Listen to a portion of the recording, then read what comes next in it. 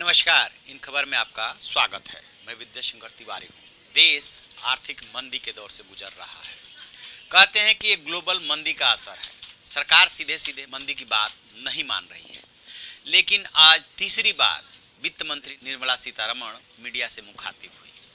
तो जब वो मीडिया से मुखातिब हुई तो इस बार भी वो अपने पिटारे में लेकर के कुछ आई।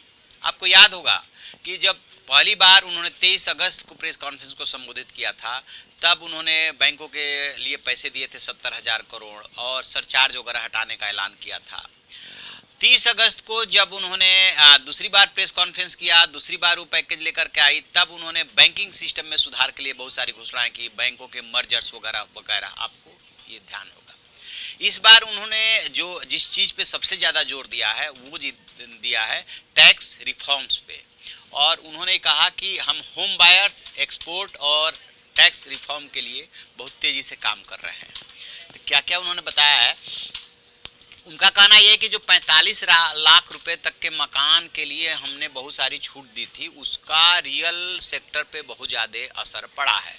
तो 45 लाख वाला क्या था ऐलान कि 45 लाख तक का यदि कोई आदमी जो है फ्लैट या मकान लेता है तो उसको जो है इंटरेस्ट पे छूट दिया गया था। उसी बात का जिक्र कर रही है कि इससे धीरे धीरे रियल सेक्टर पे थोड़ा फर्क पड़ा है। दूसरी बात वो करे कि छोटे डिफॉल्ट में, मतलब वही जो टैक्स रिफॉर्म की बात हो रही है, छोटे डिफॉल्ट में जो है अब आपराधिक मुकदमा नहीं चलेगा। अभी तक आपराधिक मुकदमा क्रिमिनल ऑफेंस माना जा रहा था। 25 लाख रुपए तक के टैक्स डिफॉल्टर्स पे कार्रवाई के लिए सीनियर अधिकारियों से मंजूरी लेनी जरूरी होगी। यानी थोड़ा सा उस पर अंकुश लगाने की कोशिश की गई है कि नीचे के अधिकारी जो है उसमें नीचे के अधिकारी कर्मचारी बदमाशी न करें। इसके अलावा वो बात कर रही हैं कि इनकम टैक्स में ई असेसमेंट स्कीम लागू किया जाएगा और ये जो है दशहरे से लागू हो जाएगा। इसमें कोई व्यक्ति हस्तक्षेप नहीं कर पाएगा और यह पूरी तरह से ऑटोमेटिक होगा। बहुत अच्छी बात। अब और करें कि एक्सपोर्ट के लिए नई स्कीम लॉन्च की गई है। 1 जनवरी 2020 से merchandise export form Indian scheme यानी कि MEIS की जगह पे नई स्कीम RODTEP को लॉन्च किया गया है। यानी नई स्कीम से सरकार पर 50,000 करोड़ रुपए का बोझ बढ़ेगा। वहीं ई एक्सपोर्ट से ई रिफंड जल्दी लागू होगा।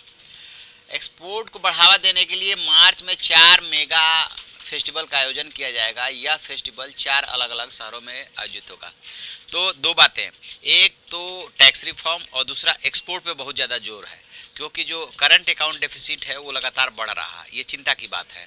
क्योंकि यदि आप इंपोर्ट बढ़ाएंगे और एक्सपोर्ट कम करेंगे तो स्वाभाविक सी बात है कि आपको जो भुगतान करना है वो डॉलर में करना है, तो उससे पूरा बैलेंस गड़बड़ होगा।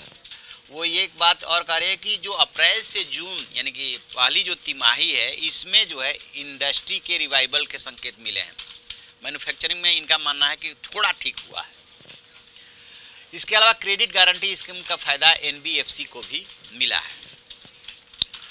बैंकों का क्रेडिट आउटफ्लो बढ़ा है। इसके साथ ही क्रेडिट आउटफ्लो की जानकारी के लिए 19 सितंबर को PSU के बैंकों की, मतलब जितने पब्लिक सेक्टर अंडरटेकिंग बैंक है यानी सार्वजनिक जो बैंक है, उनके चीफ की 19 सितंबर को ये मीटिंग लेने जा रही हैं। और एक बात और उन्होंने कहा कि जो 20 सितंबर को GST काउंसिल की मीटिंग होने वाली है, इस बैठक में कार से लेकर बिस्कुट जैसे उत्पादों पर GST कटौती की उम्मीद की जा रही है।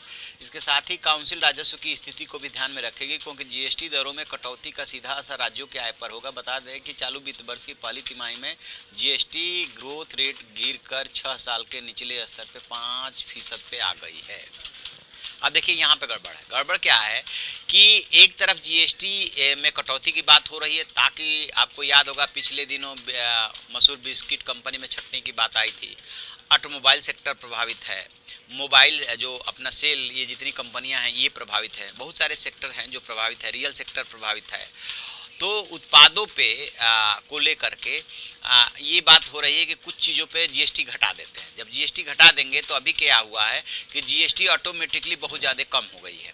ऑटोमेटिकली बहुत ज़्यादा कम हो गई है तो और इसमें राज्यों की भागीदारी भी होती है। तो जब GST काउंसिल की मीटिंग होती है उसमें राज्यों की भी राय लेनी पड़ती है। तो बहुत ज़्यादा GST पे यदि कटौती करना चाहें, चाहे बिस्किट हो उस पर कटौती करना चाहें या और किसी चीज़ पे कटौती करना चाहें, तो वो भी सरकार के लिए थोड़ी मुश्किल हो जाती है, क्योंकि मंदी के दौर में जा रही इकोनॉमी को ना बूस्टअप करने के लिए आपके पास पैसे होने चाहिए। 1 लाख करोड़ लगाएंगे पूरा 5 साल में, तो उसके लिए पैसा कहाँ से आएगा? डिफरेंट मान लीजिए कि प्राइवेट सेक्टर की भी इसमें भागीदारी सुनिश्चित करते हैं और सरकार की भी भागीदारी सुनिश्चित करते हैं, तो उसके लिए पैसा तो चाहिए।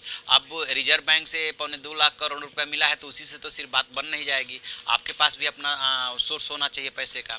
तो सरकार की मुश्किल ये है कि उसके पास जो है ना लिमिटेड रिसोर्सेज है और उसी में उसे अपने जो है इस मंदी को भी संभालना है, रोजगार को भी संभालना है और राज्य सरकारों और अपनी झोली को भी देखना है। यही सरकार की मजबूरी है। तो तीसरी बार वो लेकर के राहत पैकेज लेकर के आई, तो अब की बार जो है सीधे पब्लिक को कोई बहुत बड़ा राहत दी हो ऐसा कुछ इसमें नहीं दिख रहा है। वही बात कह सकते हैं कि टैक्स में रिफॉर्म की जो बात कही, जो दूसरी वाली प्रेस कॉन्फ्रेंस थी उसमें उन्होंने क्या बोला था, उसमें बैंकिंग रिफॉर्म्स की बात कही थी, मर्जर की बात कही थी। ऐसे ही जो है रेपो रेट से सीधा जो है जो ग्राहकों को, क्लाइंट को जो मिलता है सीधे फायदा, उसको देने की बात कही थी कि रेपो रेट से उसको जोड़ दिया जाए।